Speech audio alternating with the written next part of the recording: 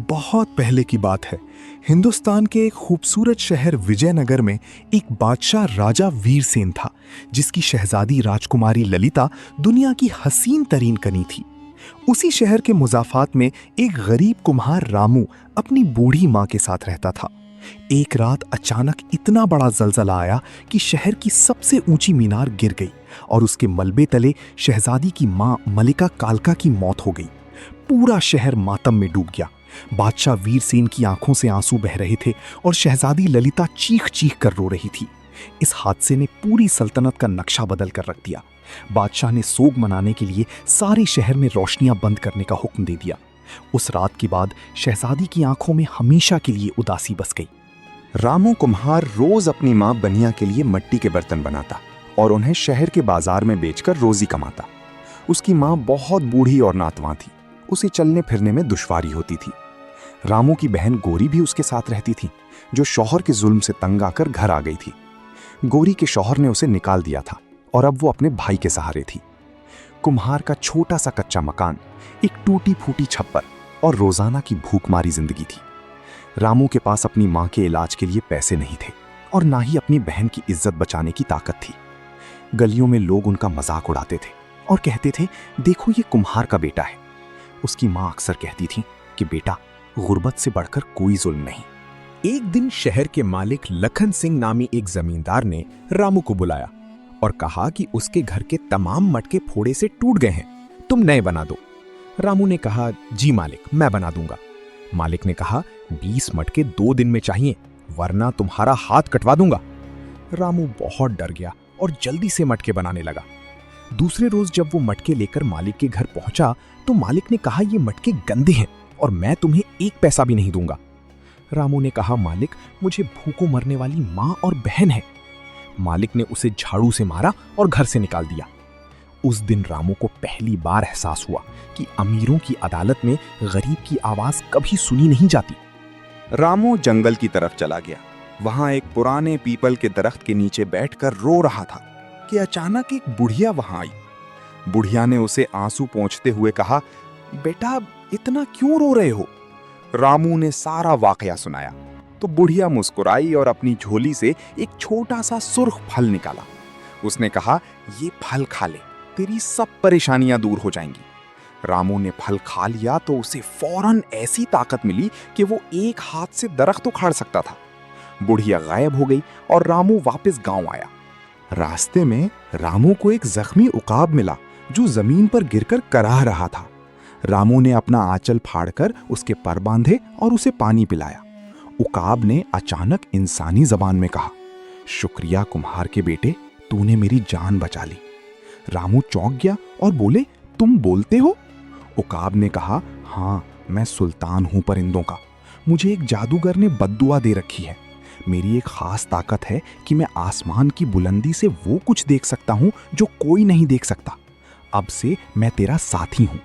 उकाब ने अपना पर उसके सर पर रखा, जैसे कोई भाई अपने भाई को तसल्ली दे रहा हो।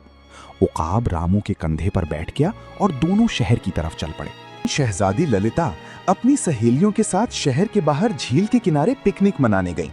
वहां एक बड़ा शेर आया जिसने शहजादी पर हमला कर दिया। शहजादी की सहेलियां चीखती हुई भाग गईं और शेर शहजादी को ले जाने लगा। रामू वहां अपनी मिट्टी के बर्तन बेच कर रहा था। उसने ये मंजर देख लिया। उसने अपनी ताकत से एक बड़ा पत्थर उठाया और शेर पर दे मारा।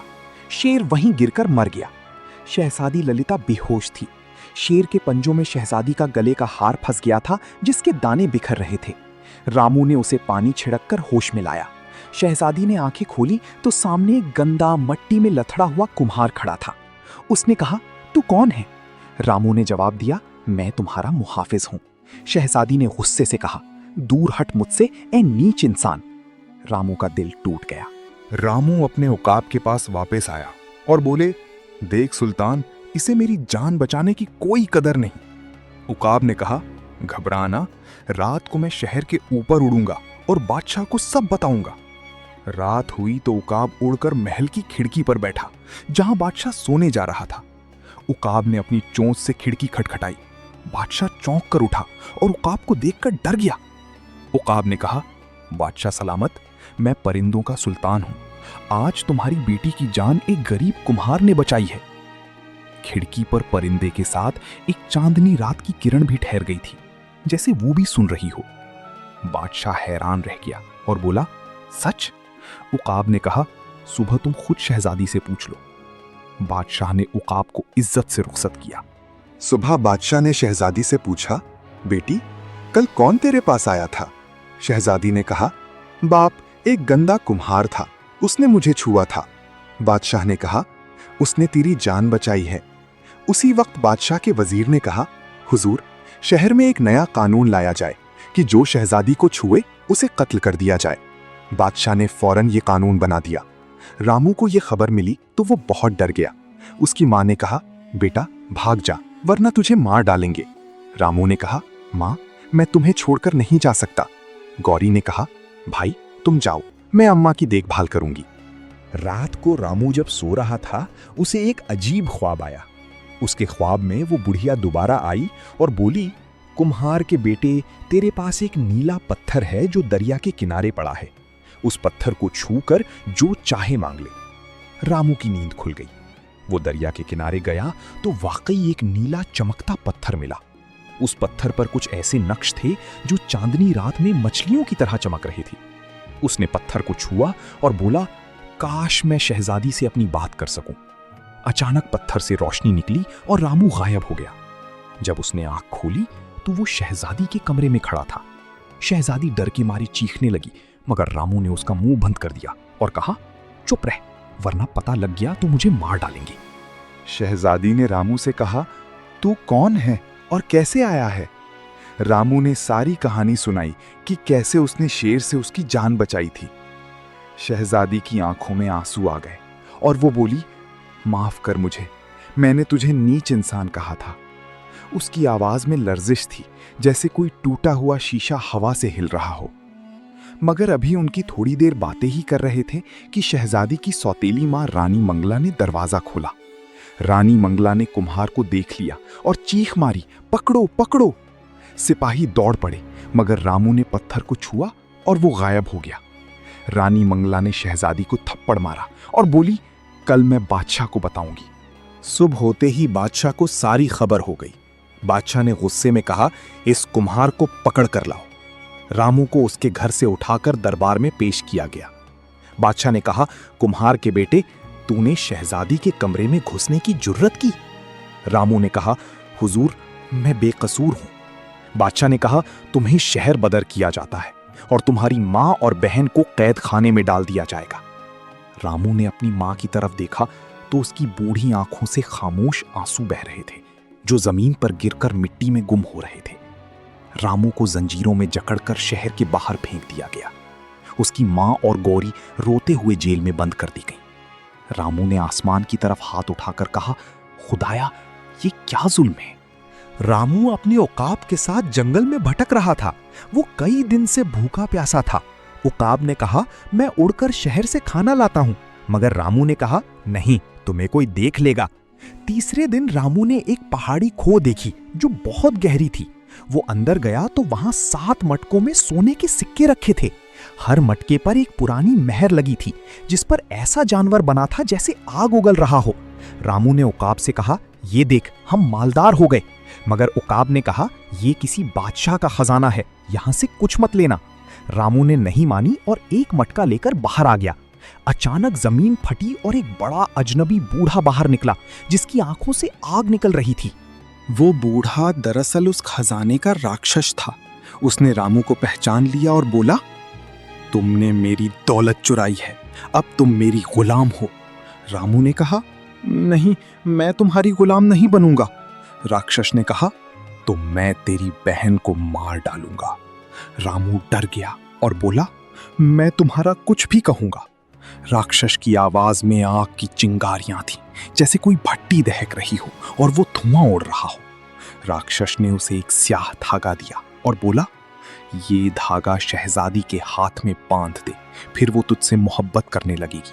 मेरा काम हो जाएगा और मैं तेरी बहन को नहीं मारूंगा। रामू ने धागा ले लिया और शहर की तरफ चल पड़ा। उकाब ने कहा, ये मत कर, वरना तबाही आएगी। रास्ते में किसी शिकारी ने उकाब के पर तीर मार दिया और उकाब जख्मी होकर जमीन पर गिर पड़ा। रामू ने उकाब को उठाया, उसके जख्म पर पत्ते रखे और अपने कपड़े फाड़कर उसके पर बांधे। रामू ने सारी रात जागकर उकाब की देखभाल की और उसे अपने हाथ से पानी पिलाया। उकाब का खून रामू के हाथों में लग गया था, मगर उसने अपनी ही कमीज से वो खून साफ किया और उकाब के जख्म पर उसका हाथ रात भर रखा रहा। उकाब की आंखों में आंसू आ गए और उसने कहा, तूने मेरी जान बचा ली, मैं तेरा हमेशा एहसानमंद रहूंगा। रामू ने कहा, तुम मेरे साथी हो, तुम्हें दुख नहीं होने दूंगा। उकाब ने कहा, तेरा दिल बहुत अच्छा है कुम्हार के बेटे। जब रामू शहर पहुंचा तो उसे पता चला कि शहजादी की शादी किसी दूसरे बादशाह के बेटे से होने वाली है। शहर में हर तरफ रोशनियां और खुशियां थीं। रामू का दिल टूट गया।